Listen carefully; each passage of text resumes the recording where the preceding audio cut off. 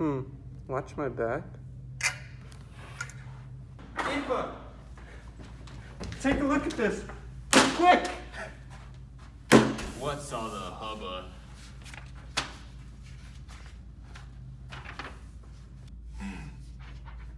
What we know, in the Glen Cove, New York area, an unknown refrigerant has escaped. It has been on an ozone killing spree. The sketch artist has provided a visual depiction of the refrigerant in Figure 1.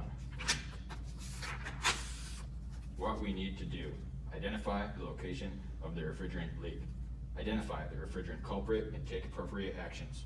Recycle, reclaim, or recover remaining refrigerants. Wait, Ipa, what are we gonna do? There must be a refrigeration cycle leak somewhere. Let's go find it. Oi, what even is a refrigeration? Hey, listen up, Skelly. Let's investigate a refrigeration cycle.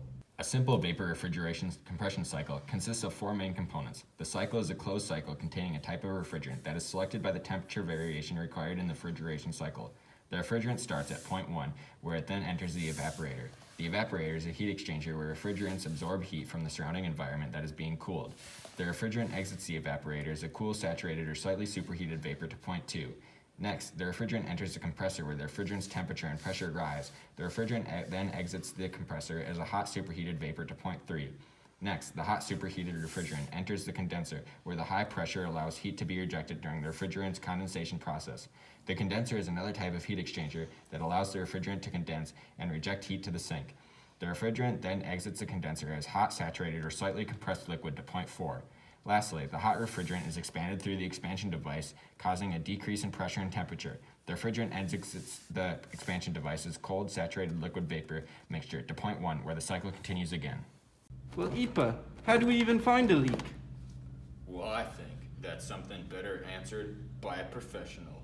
With the lights out, use a black light. See the oil now, it's a downtown. Refrigerants fleeing, and not dangerous to the ozone. They're contagious. Recycle them and reclaim them. Recover them or a feed them. Yeah! Informative, isn't it? Sure was. Now that we know what we need to know, let's begin our investigation. Let's preach and clear, Watson. You first.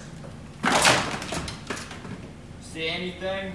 See anything? I don't even have eyeballs. Use the black light, Ipa. I'm on it. I found the leak. Oi, there's the refrigerant suspects. Let's take them in. State your names and refrigerant class. I'm R12, also known as dichloromethane, a type of chlorofluorocarbon. I'm R134A, also known as tetrafluoroethane, a type of hydrofluorocarbon. And I'm little old ammonia, and I'm an all-natural beauty. One of these suspects is not like the other. We know from this sketch based off of eyewitness accounts that the perpetrator contained chlorine atoms. Science tells us that when chlorine from refrigerants gets broken apart by ultraviolet rays, they can murder ozone molecules. Have any of you had a little too much chlorine to drink down in Wellwind lately? Hit them with this chlorine breathalyzer. Ammonia, you're up first. Ammonia's clean. R134A, you're up. R134A contains no chlorine. R12, you are less subject. Oi!